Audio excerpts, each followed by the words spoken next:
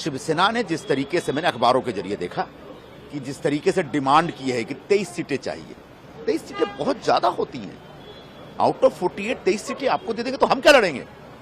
एक इस तरह से मांग पब्लिक में जाके करने के बजाय, अखबारों के जरिए करने के बजाय, आप इंडिया के बैठकों में सारी बातें रख सकते हैं। हम कितने लड़ेंगे, आप कितने लड़ेंगे, ये बात दिल्ली में होगी। यहाँ कोई गांव के गली के जो लोग हैं वो अगर बोलेंगे राष्ट्रीय स्तर की बात तो कौन सुनेगा। देखिए, मेरा ये कहना है कि सीट शेयरिंग तो वैसे ही बहुत ही कॉम्प्लिकेटेड सब्जेक्ट होता है। बहुत आसानी से सीट शेयरिंग का डिसीजन होने वाला नहीं है। ऐसे में जब इंडिया ब्लॉक की सभी पार्टियों को एक साथ मिलकर लड़ना है और भारतीय जनता पार्टी को पराजित करना अगर ये संकल्प है तो हम एक दूसरे से लड़ना बंद कर दें। शिवसेना ने जिस तरीके से, मैंने अखबारों के जरिए देखा कि जिस तरीके से डिमांड की है कि 23 सीटें चाहिए। 23 सीटें बहुत ज्यादा होती हैं। आउट ऑफ 48 23 सीटें आपको दे देंगे तो हम क्या लड़ेंगे? एक इस तरह से मांग पब्लिक में जाके करने के बजाय, अखबारों के जरिए करने के बजाय, आप इंडिया के बैठकों में सारी बातें रख सकते हैं। सामना में कहने के बजाय आप इंडिया के बैठकों में रखिए। एक बहुत बड़ा सच ये है, जो कि दुर्भाग्यपूर्ण है पर सच है, कि पिछले 1-1.5 सालों में शिवसेना बुरी तरह से बिखर गई, टूट गई।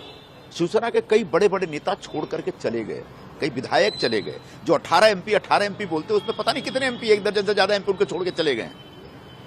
यही हाल एनसीपी का भी है। यह भी दुर्भाग्यपूर्ण घटना है, लेकिन सच है, एनसीपी बिखर गई।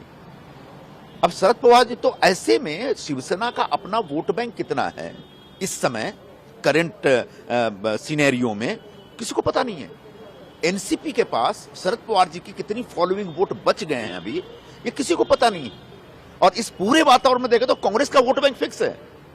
वो पूरे देश को पता है कांग्रेस का कितना वोट बैंक है।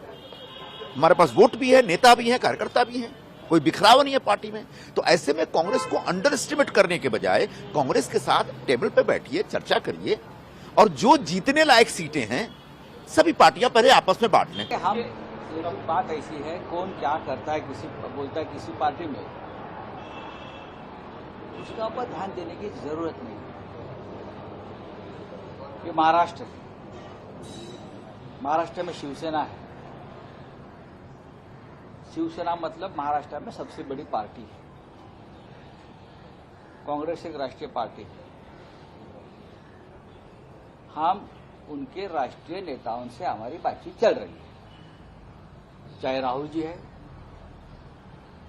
सोनिया जी है, खरगे साहब है, वेणुगोपाल जी, और ये जो बड़े नेता है, जो डिसीजन मेकर है, उनके साथ उद्धव ठाकरे जी का हमारा डायलॉग बहुत ही अच्छी तरह से चल रहा है। तो हम कितने लड़ेंगे, आप कितने लड़ेंगे, ये बात दिल्ली में होगी। यहाँ कोई गांव के गली के जो लोग हैं वो अगर बोलेंगे राष्ट्रीय स्तर की बात तो कौन सुनेगा। हमने कहा है कि हम हमेशा महाराष्ट्र में 23 सीटें लड़ते आए हैं, 23 जगह पर लोकसभा में, एक दादरा नगर हवेली, वो हम हमारी सीटें कायम रहे, इतना ही कहा ना। और जब हम पहली बार बैठे थे या दूसरी बार बैठे तो हमने ये तय किया था कि जीते हुए जो सीटें हैं, जो सीट हम जीत, एनसीपी हो चाहे हम हैं, उसके ऊपर बाद में बात करेंगे,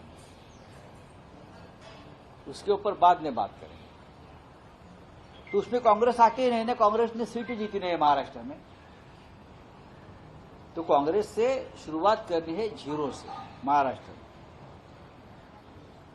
तो फिर भी कांग्रेस एक हमारे लिए महाविकास आघाड़ी में एक बहुत महत्वपूर्ण हमारा साथी है, और हम कांग्रेस, एनसीपी और शिवसेना सब मिलकर काम करेंगे। और हमें कोई तकलीफ नहीं है ना हमको तकलीफ है, ना कांग्रेस के जो दिल्ली के हाई कमांड है उनको तकलीफ है। तो बाकी क्या, यहाँ वहाँ कोई बोलता है तो कोई ध्यान देने की जरूरत नहीं है।